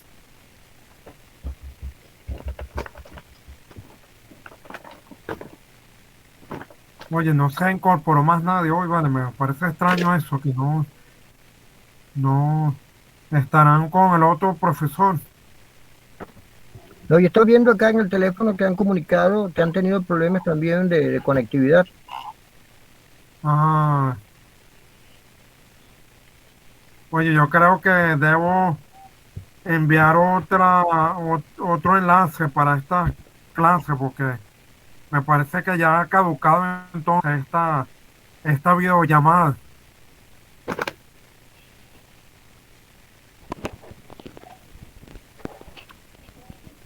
Sí, correcto. Profe, a mí me costó un poco conectarme en esta oportunidad. No sé si era mi internet o No, qué yo me ocurría, pero conecté un poco tarde también. Yo me conecté a las 7, como a las 7.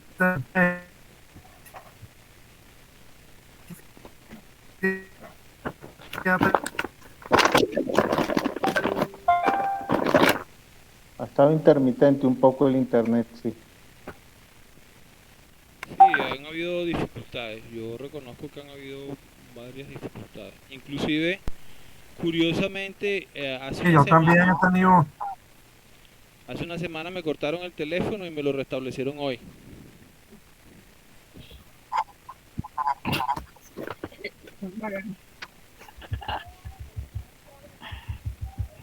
Cortar una carrera. Mira, mi seguido la luz aquí. Escuché por allá, el profesor Tulio se está riendo, sí, literalmente fue así. Me En contra de mi voluntad me cortaron el los teléfono porque voy hasta el dos día veces, en la estaba. mañana y en la tarde. El día, No,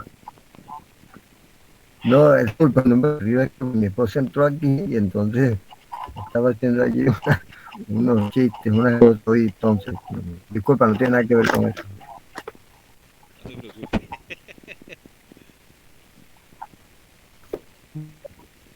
ah, hasta 11, ya van a ser, ya falta un cuarto para las 9. Menos de un cuarto, faltan 12. Entonces dejamos la clase hasta acá. Profesor, ante... Profesor, con Y respecto vienen al conversando trabajo, sobre ¿cómo vamos a distribuir las secciones? Eso mismo, ¿Nosotros coordinamos la sección y le decimos a usted? ¿O usted la va...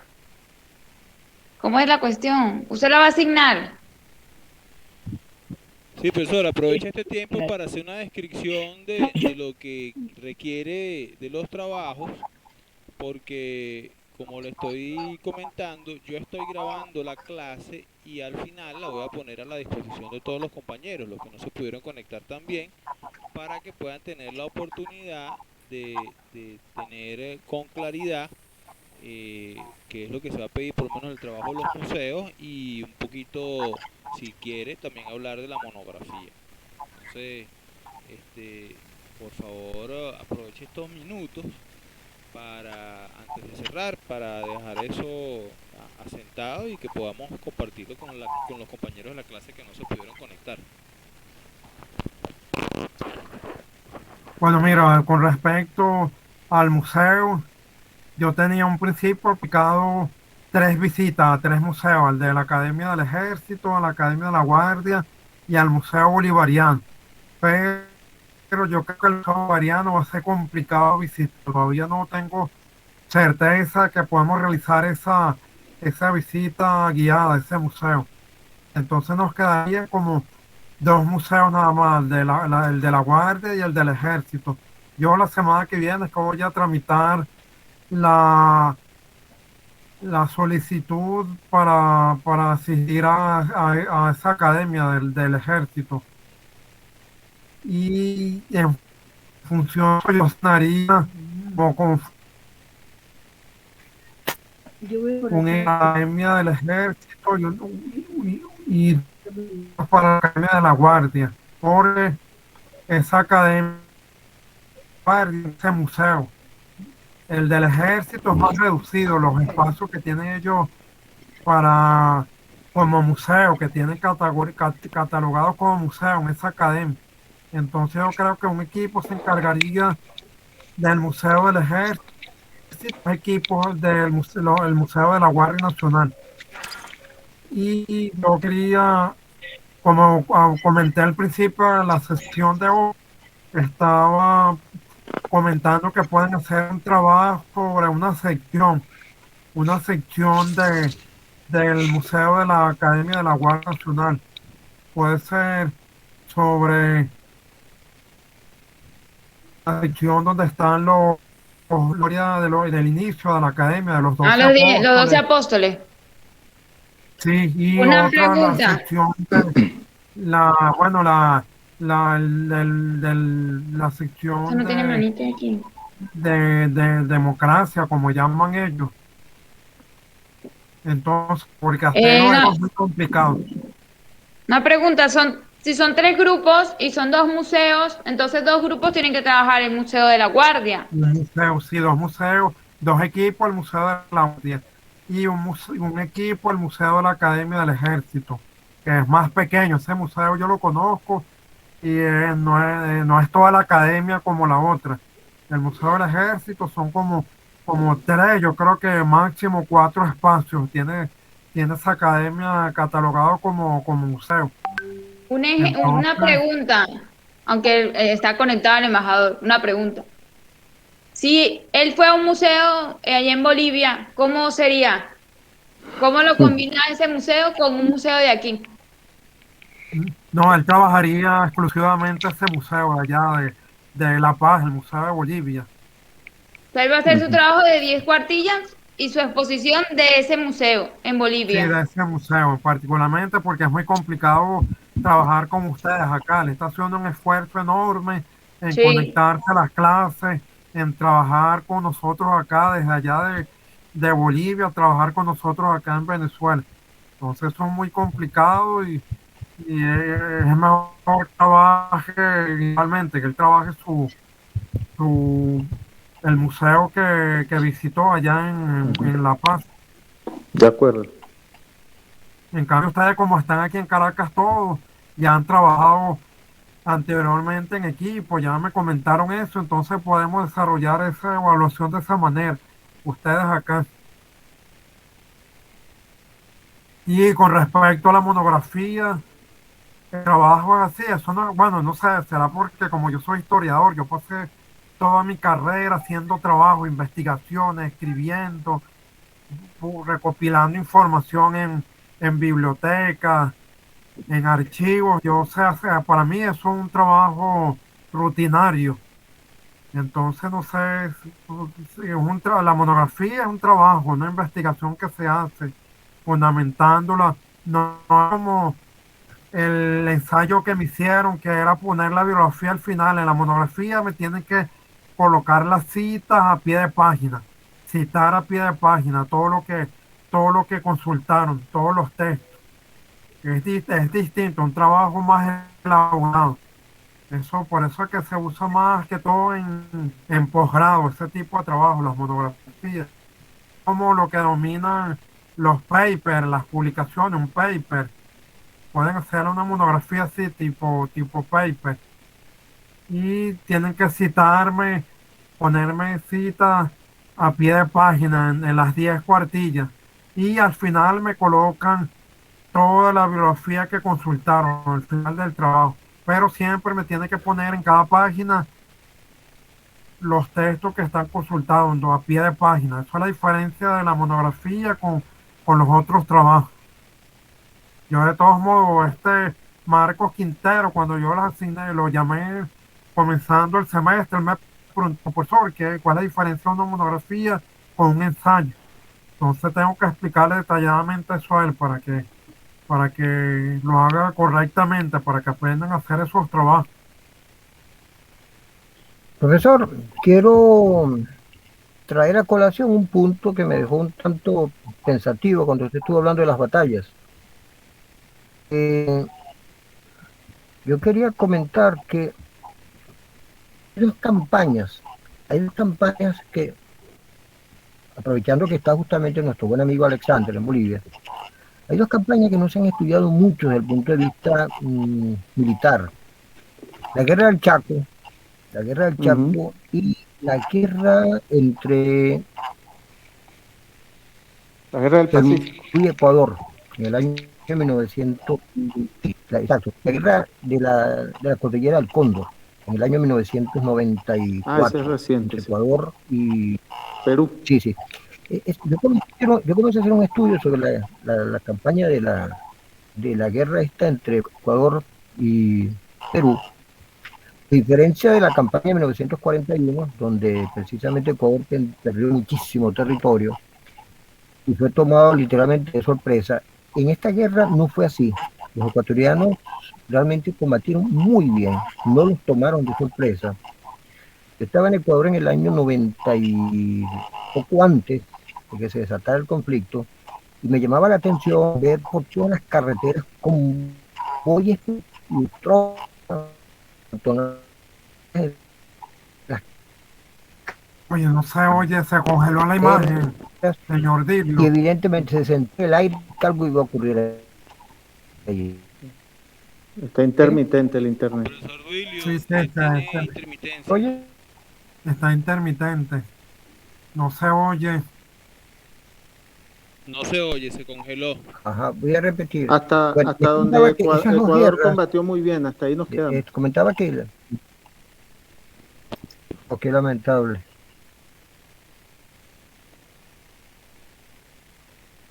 Está muy interesante lo que está diciendo el profesor. Es una campaña interesante de estudiar. Y ahora discutimos entre él, ¿por qué si el profesor lo considera, no hago el embajador Alexander, un estudio sobre la guerra del Chaco? La guerra del Chaco tuvo un táctico, tuvo un verdadero talento militar en Félix Estigarribia. Sí, Félix Estigarribia, los desenvolvimientos militares, estratégicos y tácticos de él incluso se estudian en las escuelas de Estado Mayor. Aquí no. Curiosamente, en Venezuela no se estudia, pero en Norteamérica y en Europa sí se estudia el rendimiento militar que sacó Félix Estigarribia con mínimos recursos. Con mínimos así es. recursos. Yo invitaría entonces, si al profesor tiene una buena idea, entre Alexander y yo, a hacer un estudio sobre la campaña de la guerra del Chaco. Pueden hacerlo, son bien interesantes. Sí, estoy de acuerdo, profesor. Para mí la guerra del Chaco es desconocida. Es decir, la he escuchado y he leído algunas cositas, pero en esta visita al museo me di cuenta de la ignorancia que tengo sobre esa guerra, sobre sus motivaciones, sobre sus operaciones tácticas. Y lo que sí aprendí, que lo acaba de decir el profesor Duilio, es que Estigarribia fue un gran táctico en la guerra, pero hay un elemento político muy importante, y es que mientras Bolivia tuvo como 4 gobiernos durante la guerra, el Paraguay solo tuvo uno, que fue el de Estigarribia, y eso le permitió mantener continuidad en la Sí. línea estratégica, ¿no? Eso fue muy importante. Ahí se Y aplicó allí lo que estuvo el interés del oro negro. se aplicó en ese caso, El como en oro la negro, guerra sí. de Vietnam también ocurrió eso. En la guerra de Vietnam tuvo Ho Chi Minh, que comandó el ejército vietnamita, y los norteamericanos tuvieron 5 presidentes, 6 presidentes, bueno, más de 6 de presidentes tuvo Estados Unidos. Y eso es lo que en los principios de la guerra se aplicó, la unidad de mando, el principio de unidad de mando en la guerra. En la guerra civil española también se aplicó a eso, y por eso los nacionalistas con Franco triunfaron, que era el único comandante que tuvo el ejército nacionalista, y los republicanos también no tuvieron unidad de mando y perdieron esa guerra. Ese principio es importante de la unidad. Y aquí en Venezuela también ha ocurrido eso. Estamos desde que llegó la Revolución Bolivariana, hemos tenido 2 presidentes nada más. Y la oposición ha tenido varios líderes, han cambiado de líderes, y por eso es una debilidad de lo que como se llama militarmente el comando. Es una debilidad porque no hay uniformidad en las órdenes, se cambian el líder es modificado, se cambian los criterios, entonces eso afecta mucho a un conflicto. En cambio, cuando hay unidad de mando, se mantiene, hay estabilidad, hay una estabilidad en el ejército. Y eso fue lo que Profesor, ¿cuál pasó sería el también. tiempo? Perdón, ¿cuál sería el tiempo, por favor, que nos asignaría para hacer ese trabajo de investigación al Alexander Llanes y a mí, para ese trabajo? ¿Qué tiempo contamos? A ver. Sí, sí, van a hacer, pero yo pensé que usted iba a trabajar con el equipo de María Corina y esta, ¿cómo que se llama? Y Gabriela, que me dijeron que estaban trabajando juntos, grupalmente. No, yo no tengo, yo no he recibido ninguna invitación, ninguna coordinación he tenido al respecto. El único equipo con el cual yo he trabajado hasta ahora es con Alexander Llanes y la teniente de fragata Gabriela, pero es para otra materia. En cuanto a la materia de usted, no, yo no he tenido ninguna relación de equipo de ninguna especie. Esta sería la primera formulación que se hará con el embajador Alexander Llanes. Sí, Gabriela, vamos a trabajar en grupo, pero pero tú el me embajador dijiste, Yanes, como él visitó el otro museo, él no puede estar en el grupo con nosotros, porque obviamente, a no ser que se hagan 5 y 5 páginas, pero ya usted decidió, y él igual ya me había comentado que iba a hablar con usted para hacer el trabajo de su museo, y obviamente no se podían mezclar 2 museos. Y por otro lado, debe ser que el señor Julio no se acuerda que estábamos en grupo. Sin embargo, está bien. ¿Estás de acuerdo, Gabriela? Tú vas a Siempre. trabajar con María Corina, entonces. Sí, claro. Quiero Con María trabajar en Salón Corina en este caso. Democracia. Ok, perfecto, no hay problema entonces. Gracias. Sí, sí, entonces ustedes trabajan en la Guerra del Chaco, en el Museo de la Guerra del Chaco. No Así es no mejor porque hay, entonces hay dos personas trabajando, entonces el embajador no trabaja solo. ok, perfecto, está bien, no hay problema entonces. Gracias, gracias. Entonces, aclarado todo. Y tú, Osvaldo, vas a trabajar en el equipo con Liz Oropesa y con Ana Ortiz, que es el equipo que yo había formado contigo. Sí, yo no tengo ningún inconveniente. De todas maneras ya las compañeras creo que están claras al respecto. No hemos conversado mucho, no obstante, bueno, yo le digo efectivamente que hicimos ese grupo y las contactos nos ponemos de acuerdo. Ahora, Sí, tienes. serían Liz Oropesa, de hecho de ese grupo, si no me equivoco, la única compañera que estuvo en la visita fue la compañera Ana Ortiz. Liz no Ana Ortiz, estuvo, correcto. sí, Liz no estuvo y no estuvo, si no me equivoco, Carmen Daza. Yo he trabajado antes con Carmen Daza y ahí, bueno, por lo menos hay un material acerca de la ¿Y quién academia. es ella? Yo no la conozco, Carmen Daza. Ella no se ha podido conectar, pero efectivamente está sigue con nosotros en la maestría. De hecho, hizo una Pero ella maestría. no me ha mandado ningún trabajo, nada. No me ha respondido ni un correo tampoco, nada. Yo no tengo noticia de ella. Bueno, yo le voy a recordar a la Yo no compañera la tengo. que se ponga en contacto con ustedes. Ella es una de las compañeras que tiene dificultades con las tecnologías, bastante dificultades. No obstante, Ella, a mí no me dieron.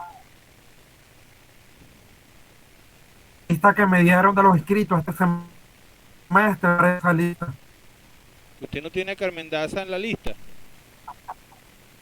No, yo en los correos. Vamos a no la revisar porque presión de la maestría no aparece. no está, ella Tenemos tiene, otras ahí está, personas que abandonaron el carmendaza89@gmail.com. curso. No, no, pero ya está, ya es Carmen Daza, o sea, Vamos, su correo es carmendaza89@gmail.com, ella está allí. Solamente que creo que no se ha podido comunicar con usted, pero ella sigue allí. Ella sigue en la maestría. pero ella no me entregó el ensayo, no me ha entregado nada. No me ha hecho ninguna evaluación. Bueno, yo le voy a hacer el recordatorio. Y yo tengo que respetar la lista que me entregaron porque esa lista es de lo que se inscribieron este semestre. Mucha gente se retiró este semestre. Y lista, me entregaron lista de 14 participantes y el ¿Aló? semestre que claro la matrícula y por protocolo de inscripción. Bueno, eh, Por guiando por esa lista que me entregaron. bueno, de todas maneras, igual me pongo en contacto con la compañera y le comunico, pues, que se ponga en contacto con usted, le dejo su teléfono, todo eso, porque de hecho, como usted sabe, uno entiende todas las dificultades por las que pasan los compañeros y yo he hecho al menos un mínimo esfuerzo porque los que no se han podido conectar por lo menos tengan acceso a las clases, pues. O sea, eh, ella está entre ellos, hay cosas que uno no puede solventar, pero bueno, por lo menos uno hace el esfuerzo por lo menos tengan eso. Pues fíjese que la compañera Ana también estuvo haciendo un esfuerzo, pero no está hoy aquí. La compañera Ana le va a servir la grabación que yo voy a colgar, ¿no? De todas maneras yo le recuerdo, le voy a dejar su teléfono y que ella se ponga en contacto con usted. Bueno, en ese Sí, sí, que grupo, me llame. Bueno, yo tengo el, el problema está en la lista que me dieron.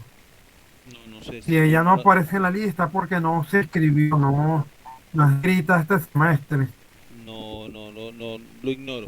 Honestamente no ignoro, no sé qué tiene usted en su lista.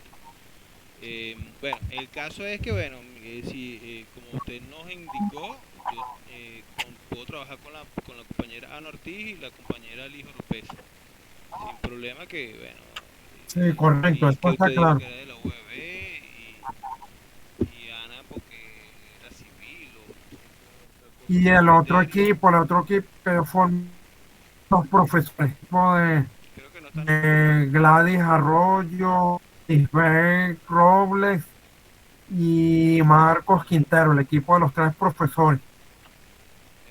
Exacto, o sea, ellos ninguno se ha conectado, ni siquiera la profesora Gladys. Pero de todas maneras, bueno, al final esto va a quedar en la grabación, espero que sea así y bueno, se pongan al día y se conecten con usted. Yo me pongo en contacto con Liz, eh, recientemente he cruzado unas palabras con ella en los chats privados y nada, nos ponemos de acuerdo y ya, y hacemos el trabajo. Lo que no tengo Y claridad, ella la habían, ajá, lo que no tengo claridad ella es la si va a ser, habían confinado. no sé, lo que no tengo claridad es si será sobre el Museo de la Guardia Nacional o será sobre la visita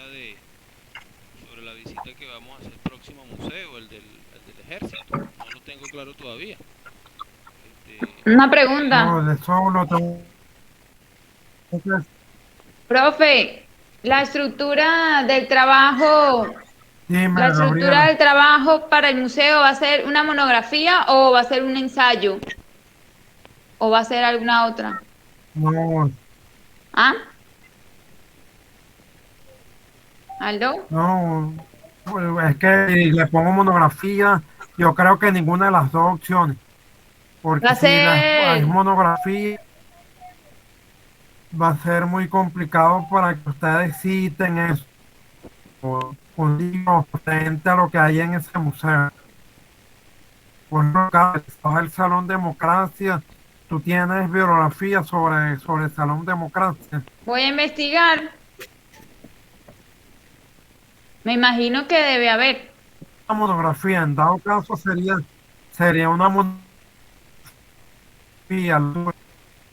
¿Una qué? Se escucha Si es muy, entrecortado.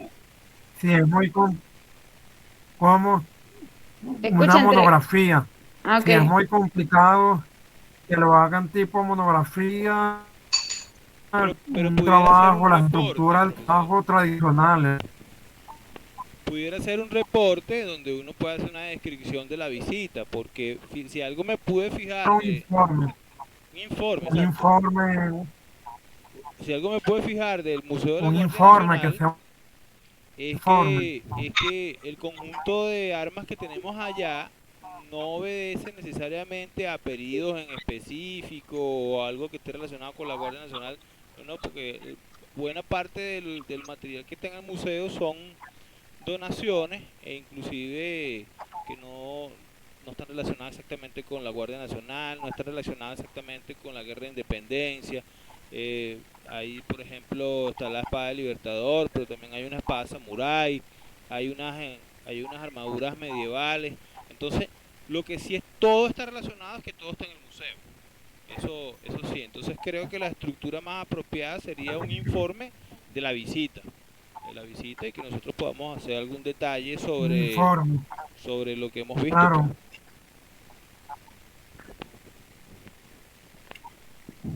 Sí, no, yo propongo un informe porque es más propicio para la investigación que están haciendo. Porque una monografía es un trabajo de investigación referencial, tienen que estar citando y si no consiguen del tema que están investigando o texto es complicado. Entonces, es mejor que sea el informe es más fácil de elaborar. Listo, entonces Más de estamos acuerdo, de todo el acuerdo con mundo todo. está Gabriela, De de acuerdo, de acuerdo. acuerdo, Alejandro, Sí, de Silvio, acuerdo, que sea Gabriela. un informe. excelente, excelente. Entonces tenemos un Hay acuerdo ahí. hay una cosa Sí. que ¿De me llama cuántas la atención páginas? 10. sobre esto. 10 páginas el Sí, informe. es que es largo lo que el informe 10 páginas y también Ah, listo. Gracias. con portada, con Mm, bibliografía, Tienes razón, corta ¿no? bibliografía, todo eso, el informe lleva todas esas cosas. ok. Listo, profe. Gracias, profe. Dígame, señor Dilio. Hay algo que estaba pensando yo sobre esto del el trabajo con respecto a los museos. Primero, que habrá que esperar ir al segundo museo, al de la Academia Militar, para comparativamente, no, bueno, ver los escenarios, comparar, y seguramente uno encontrará más facilidad para tener interés por un tema u otro. Pero hay un concepto de museografía que está muy emparentado con el arte, que es lo que podríamos llamar, en términos clásicos, la contemplación de las obras.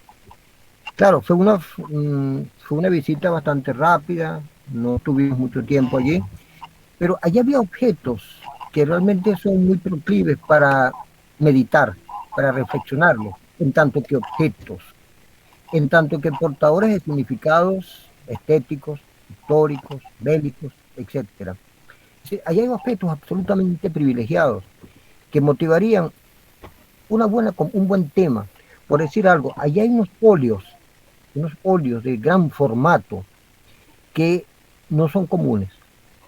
Si tuvieron la dicha de fotografiarlos, de grabarlos, ya eso de por sí constituye un tema interesante de meditación y en consecuencia un buen tema de investigación. Es decir, la contemplación, la reflexión sobre ciertas obras, sobre determinados objetos, digámoslo, por ejemplo, eh, las armas.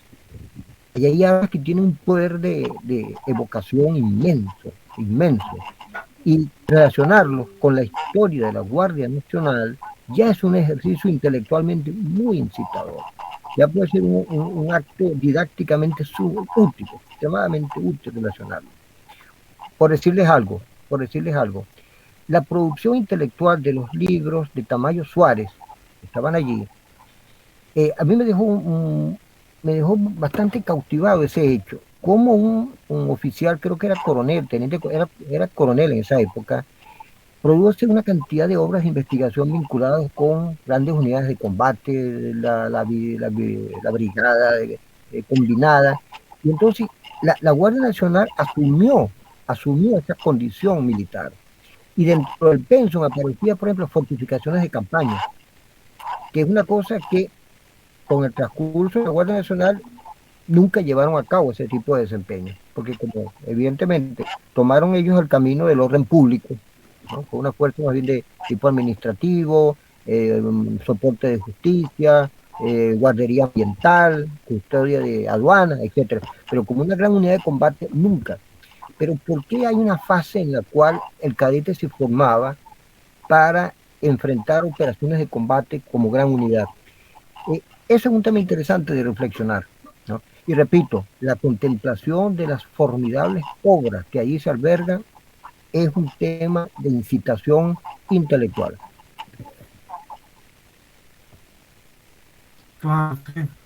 Lo que pasa es que no, por lo menos ese museo, en mi caso, yo lo estoy conociendo recientemente, bien, ¿no? Desde que yo estoy trabajando desde el 2018 en esa academia y fue cuando tuve el primer contacto con ese museo. Y previamente me hicieron una visita a mí cuando los llevé a usted. Me hicieron una visita en algunos espacios del museo. Ahora, nada más el recorrido que me hicieron a mí, pero todavía, bueno, hay muchas cosas por, por abordar y explotar en ese museo que no conoce mucha gente. Y hacer la inclusión, bueno, de las visitas, que la gente se empape, lo conozca. Yo sugeriría que se hiciera un, un portal en internet con ese museo también, para darlo a conocer en fuera de Venezuela, en el exterior. Por ese motivo yo me fui con un equipo mío personal de trabajo para hacer una exploración sobre esa posibilidad. Claro, eso es importante. Mira, ya son las 9:17. Ahora yo creo que podemos dar clase hasta acá entonces. Y como Osvaldo grabó la clase hoy, el resto, los que no participaron hoy, se les envía por correo, se conectan en la clase, en el video. Perfecto. Entonces vamos a la Listo. clase Dejamos hasta aquí. hasta esta hora. Bueno, mis Sí, vamos a dejarlo hasta estimados aquí porque ya compañeros y tenemos... amigos, ha sido un Fuerte verdadero abrazo, placer. profesor. Bueno, Nada, buenas estamos noches a viendo. todos. Que estén bien. Hasta luego. Cuelgo. Hasta